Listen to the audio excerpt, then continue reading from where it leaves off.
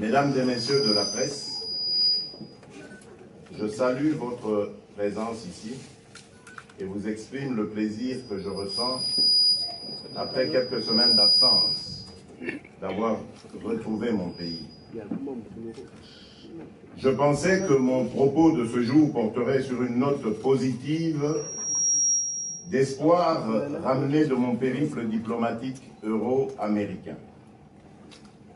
De l'Union européenne aux Nations Unies, la communauté internationale a exhorté la classe politique congolaise, le camp Kabila comme le Rassemblement, à œuvrer de bonne foi pour la tenue des élections apaisées et crédibles au plus tard le 31 décembre 2017 dans le strict respect de la Constitution et de l'accord politique de la Saint-Sylvestre, adoubé par la résolution 2348 du Conseil de sécurité des Nations Unies. Pourtant, je suis affligé de constater que la voie de notre cheminement vers l'alternance démocratique demeure parsemée d'embûches et d'obstacles à cause de la boulimie du pouvoir d'un seul homme, Joseph Kabila, qui ne cesse de multiplier les subterfuges de toutes sortes pour s'éterniser à la tête de l'État en violation de la Constitution, défiant ainsi tout un peuple. Mesdames et messieurs de la presse, comme vous le savez, aujourd'hui, le pays tout entier est en proie à de vives et profondes tensions, conséquence de 18 ans de gouvernance chaotique de Joseph Kabila et de sa famille politique, qui continue à dilapider les fonds publics et à piller les ressources du pays. La situation sécuritaire va se dégradant et s'amplifiant dans plusieurs contrées du pays. Le mardi 11 octobre 2017, plusieurs personnes ont été tuées suite aux attaques de Bouiza au Nord Kivu, alors que 3 jours plus tôt, une vingtaine de personnes a été égorgée sur la route Kamango-Mbaou, près de Beni. À Uvira, au Sud Kivu, les affrontements entre les FARDC et la rébellion Yakutumba restent toujours violents. Au-delà du Kivu, dans le Tanganyika, les affrontements entre les milices Toa et Luba ont repris de plus belle. Au Kasaï, les violents incidents se poursuivent tandis que dans la partie occidentale du pays, la situation sécuritaire reste volatile à la suite des affrontements entre la secte politico-religieuse Bundu Diamayala et les FARDC, situation que les services de renseignement de Joseph Kabila tentent d'imputer vicieusement aux partis politiques de l'opposition. Comme l'affirme le représentant spécial du secrétaire général des Nations Unies en République démocratique du Congo dans son rapport au Conseil de sécurité de l'ONU de ce 11 octobre 2017, l'impact de la détérioration de la situation sécuritaire sur la vie des populations civiles est clairement visible. Mesdames et messieurs de la presse, sur le plan socio-économique, en dépit de toutes les potentialités dont regorge le pays, le PIB en 2016 n'était que de 35 milliards de dollars américains selon la Banque mondiale, tandis que le taux de chômage a atteint 80% de la population active, à en croire les chiffres du PNUD. 8 Congolais sur 10 donc vivent avec moins de 2 dollars américains par jour, c'est-à-dire en dessous du seuil de pauvreté. La monnaie a connu une dépréciation de plus de 70% par rapport au dollar américain. L'inflation qui en résulte a réduit sensiblement le pouvoir d'achat des populations et la production des entreprises. Le Congo est devenu le théâtre des grèves perlées qui touche en ce moment précis le corps enseignant, les fonctionnaires de l'État, les médecins, les magistrats, les auxiliaires de santé, etc., élargissant ainsi la contestation à toutes les couches du pays. Le déficit criant en médicaments et soins appropriés a transformé les hôpitaux en mouroirs. Le régime Kabila a condamné une grande proportion de jeunes Congolais à l'interruption scolaire, au chômage, à la mendicité et à la délinquance. Quant à l'accès à l'éducation pour tous, en 2007, au moins 4 600 000 enfants en âge scolaire, dont 2,5 millions de filles, étaient en dehors de tout système d'éducation. En 2016, plus de 7 millions d'enfants évoluaient en dehors de l'école, selon le Fonds des Nations Unies pour l'enfance, UNICEF en cible. L'enseignement dispensé est généralement de mauvaise qualité, hypothéquant par là sérieusement l'avenir du pays. En République démocratique du Congo, l'enrichissement illicite est sans conséquence judiciaire. Les institutions judiciaires du pays brillent par l'arbitraire. Le nonce apostolique accréditant en République démocratique du Congo a eu pleinement raison d'affirmer il y a peu que notre pays était entre les mains de prédateurs. Et pourtant, c'est la justice qui élève une nation. La précarité, la misère et le désarroi sont devenus le lot quotidien des millions de Congolais pour qui la vie continue d'être un chapelet de souffrance. Mesdames et messieurs de la presse, c'est dans ce contexte de tension sociale et de crise politique aiguë que j'ai appris avec indignation les propos irresponsables de Corneille Nangaa, s'exprimant le 11 octobre 2017 devant les délégués de la société civile et des partis politiques qui renvoyaient la tenue des élections prévues au plus tard le 31 décembre 2017 par l'accord politique de la Saint-Sylvestre au calendrier grec vaguement en 2019. Devant cette énième forfaiture, Joseph Kabila et son serviteur Corneille Nangaa ont déclaré la guerre au peuple congolais et se sont de ce fait disqualifiés.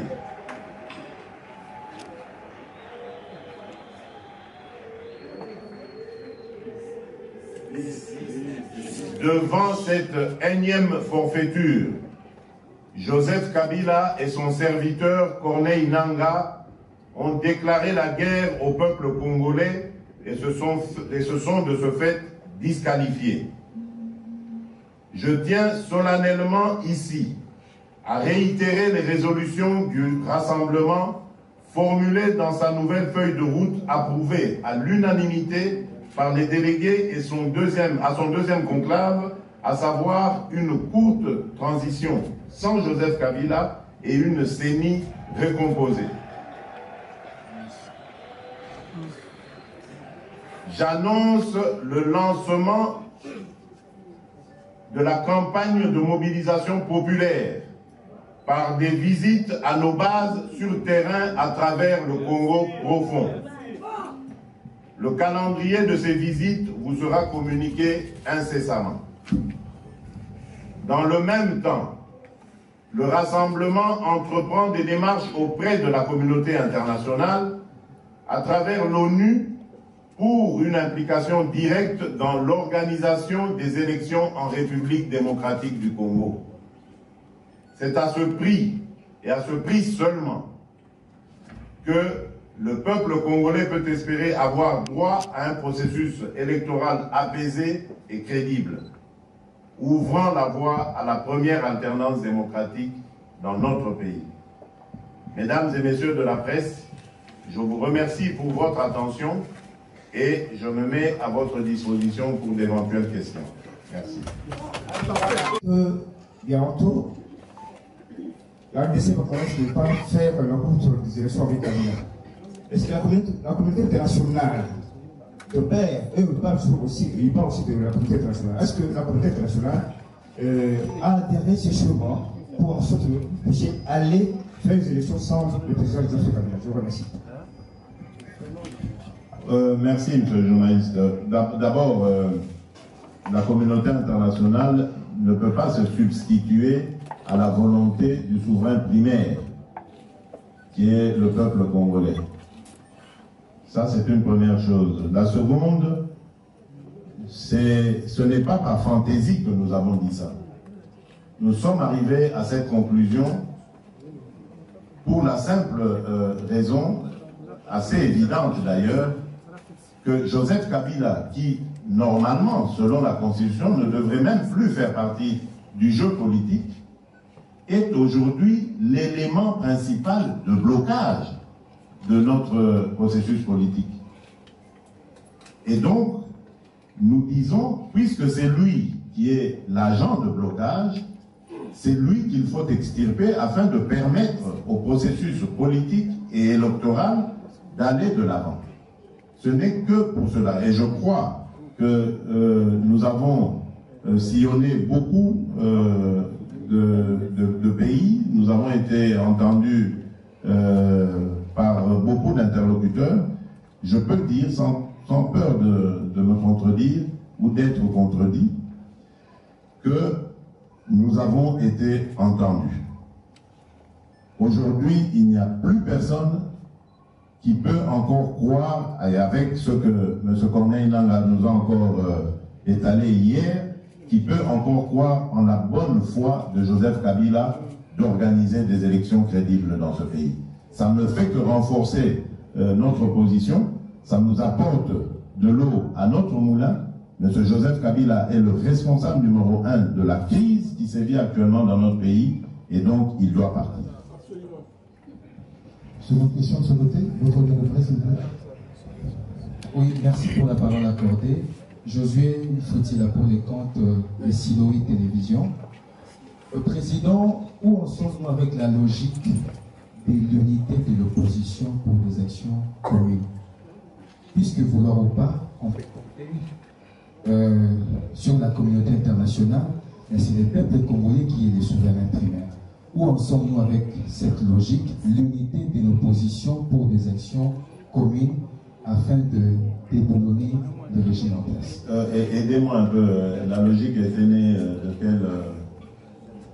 de quel forum ou, Oui, justement, si j'ai bonne mémoire, nous avons en premier lieu l'UNC qui avait cette approbation ou cette idée de vouloir intégrer le rassemblement, mais également le rassemblement qui s'est prononcé en faveur d'une unité de l'opposition lors de votre dernière sortie médiatique, je vais bien dire, pour faire face au régime en place.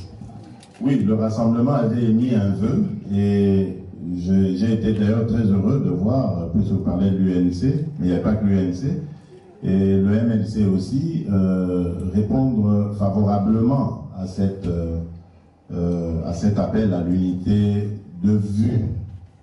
Peut-être pas d'action, mais au moins de vue. Parce que ceux qui profitent à l'adversaire aujourd'hui, ce sont ces disparités qu'il y a dans l'opposition. Et le pouvoir, évidemment, prédateur qui est là, profite de la situation pour faire croire qu'en fait l'opposition n'est pas unie, et de nous présenter sous un mauvais visage. C'est pour ça que cet appel avait été lancé, et je vous l'ai dit, j'étais heureux de voir qu'il a été reçu positivement. Mais ici, ne comprenez pas cela comme étant une plateforme, ou que sais-je encore, que nous formerions avec les amis de l'UNC et du MLC pour aller de l'avant. Non, je pense qu'on peut se situer au même niveau de compréhension du problème et vaquer chacun à ses occupations. Je vous donne ici par exemple l'exemple de nos amis des mouvements citoyens. Aujourd'hui, quand vous regardez le manifeste signé à Paris et la feuille de route, quand vous comparez les deux, et la feuille de route issue du deuxième conclave du rassemblement, vous verrez que par plusieurs côtés, il y a des similitudes. Donc nous avons la même compréhension du problème de la crise et j'espère nous aurons les mêmes solutions pour sortir de crise. C'est surtout ça que nous privilégions et non pas ce que vous pensez être une nouvelle plateforme qui regrouperait tous ces partis politiques. Merci. Daniel Safou, du journal Les Points Saillants Plus. Président, j'aimerais partir de deux questions. La première question parle du contexte de notre communication. La deuxième question, il s'agit de l'expérience et de la vie, parce que vous avez cité notre héros national, Etienne Tshisekedi. La première question, Président, vous venez de le dire vous-même, d'ici là, vous allez engager une mobilisation, n'est-ce pas, de par le pays. Président, vous ignorez ceux qui sont en face de vous, apparemment sont des barbares. Avez-vous pris des mesures de sécurité? Qu'est-ce qui vous garantit qu'on ne va pas vous faire du mal? Une petite question encore. Vous allez commencer par quelle entité? Mouchimani, Mbashi, Andundu, Katanga? Ça, c'est la première préoccupation. Deuxième préoccupation et dernière préoccupation. Nous avons tous appris, Président, j'en profite à travers cette question, souhaiter mes condoléances à la famille Olangi. Nous avons tous appris avec acuité que Papa Olangi sera enterré, n'est-ce pas, au sein de son église, Président. Et nous, malheureux que nous sommes, nous avons réclamé d'enterrer notre héros, on a refusé. Quelle est votre réaction par rapport à ça? Je vous remercie. À propos de notre descente à la base, dans tous les coins du pays, nous n'avons à avoir peur de personne. Nous n'avons à avoir peur de personne, parce que c'est notre pays. Et ceux qui nous y attendront sont nos compatriotes. Ce sont eux qui nous protégeront. Nous n'avons pas à demander la protection de ce pouvoir, parce que d'abord, il ne le fera pas, mais parce qu'ensuite, c'est comme si nous avions peur d'eux. J'ai toujours pris pour exemple le leader charismatique qui m'a forgé politiquement et qui disait toujours « il ne faut jamais montrer à l'adversaire qu'on a peur de lui ». C'est l'une des premières leçons politiques que j'ai apprises dans ma vie. Et c'est pour ça que depuis lors, j'ai toujours mené mon combat en ôtant la peur. Je n'ai jamais peur de dire les choses telles qu'elles sont et je n'aurai jamais peur de ce pouvoir, même s'il aligne toute son armée face à moi tout seul. Je n'aurai jamais peur d'eux. Et donc, pour répondre à votre question, la première étape, je peux le dire ici déjà parce qu'elle est déjà en préparation, ce sera Lubumbashi.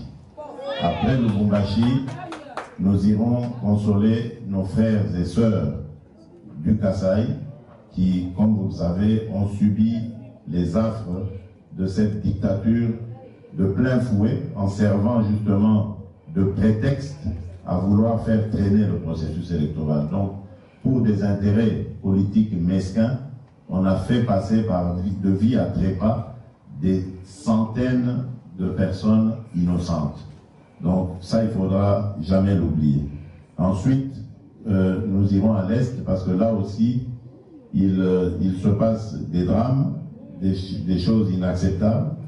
Et nous irons en fonction évidemment de la situation parce que nous ne savons pas trop bien comment ça se passe du côté dont on parle d'une certaine rébellion, etc. Pourtant, nous y sommes très très bien représentés là-bas. L'UDPS et le Rassemblement sont très très actifs de ce côté-là. Bon, on verra bien. Mais le calendrier sortira. Vous avez déjà une partie de la réponse.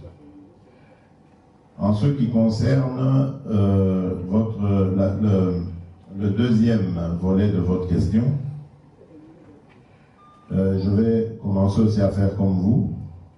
Je vais commencer par faire comme vous plutôt, présenter ma famille, mes condoléances à la famille Olangi, parce que je ne l'ai pas encore fait de manière officielle.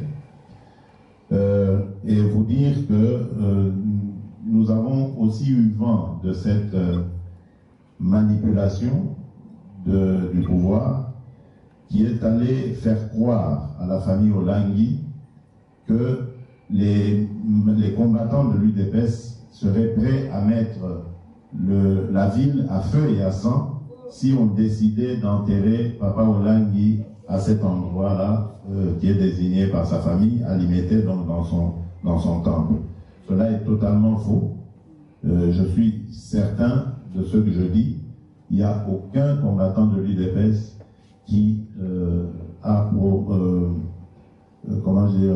proféré cette menace. C'est une excuse, et je tiens ici à le dire, j'espère que la famille Hollande l'entendra, c'est une excuse, une de plus, que le pouvoir utilise pour refuser d'enterrer Papa Olangi selon la volonté de sa famille. Donc ce n'est pas un problème qui concerne l'UDPS. Pour nous, ils peuvent faire ce qu'ils veulent. Nous aussi, nous avons des problèmes pour enterrer notre leader. C'est aussi notre problème. Donc nous ne pouvons pas exercer une sorte de chantage ou que sais-je à propos de la dépouille de quelqu'un d'autre dont nous savons qu'il constitue une perte considérable pour ses proches et pour les fidèles de son Église. Donc j'espère que j'ai été clair là-dessus. Moi, c'est Étienne qui de transition. Est-ce qu'il y aura de nouvelles négociations pour déterminer comment cette transition sera gérée? Et est-ce qu'on va sortir de la Constitution, de l'accord, il y aura d'autres accords pour essayer de déterminer ça? Comment ça va se passer, cette courte transition? Si c'est possible de répondre à l'Ingala en français. Oui, merci. À propos de la base juridique, je crois que nous avons un accord. Un accord qui nous conduit jusqu'au 31 décembre si élection il y avait eu. Parce que maintenant, on peut parler au passé. On sait qu'il n'y aura plus élection cette année. Le 30 septembre est passé. On n'a pas convoqué les électeurs. Évidemment, vous comprenez bien, nous ne faisons pas du tout attention à cette comédie, cette provocation de Corneille Nangaa, qui pour nous d'ailleurs va s'arrêter très bientôt. Donc la base juridique est là, nous avons l'accord. Et lorsque Joseph Kabila sera parti, ce que je crois profondément, nous allons nous retrouver. Nous proposons aujourd'hui, à ce stade, nous proposons que la CENCO, qui est d'ailleurs l'auteur de cet accord, c'est la CENCO qui nous a aidés à finaliser cet accord.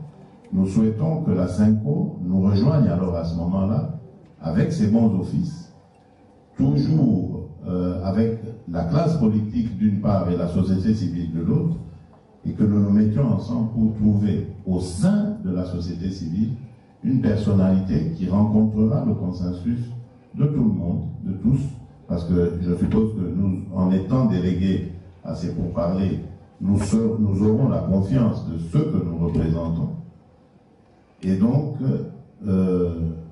à ce forum, donc, nous désignerons le leader qui va conduire le pays aux élections. Il n'aura que cette mission-là. Voilà pourquoi nous pensons que ce sera une courte transition. Dans un processus électoral, la chose la plus lourde, c'est l'enrôlement. Or, ici, l'enrôlement est quasiment effectué à 95%. Malgré toutes les manœuvres que l'on observe ci et là, ce processus d'enrôlement doit se terminer le plus rapidement possible. À partir de ce moment-là, il ne restera que des choses comme des lois et des petites choses comme ça qui peuvent être expédiées dans une période de 6 mois. Donc les lois sur la répartition des sièges, la loi électorale, les urnes elles-mêmes, le temps de les dispatcher à travers la République, etc. L'observation, le déploiement plutôt des équipes d'observation et tout ce que vous voulez. Donc tout cela peut se faire en une période de 6 mois et nous permettre d'aller à des élections crédibles. Voilà ce que nous proposons, parce que avec Joseph Kabila, ce ne sera jamais possible. Ce monsieur est déterminé à rester à la tête du Congo contre la volonté des Congolais. et continuer comme ça à piller les ressources de ce pays et ainsi à appauvrir la République et le peuple congolais. Et ça, nous disons non, non, 3 fois non. Bandeko, Banamboka, donc le roi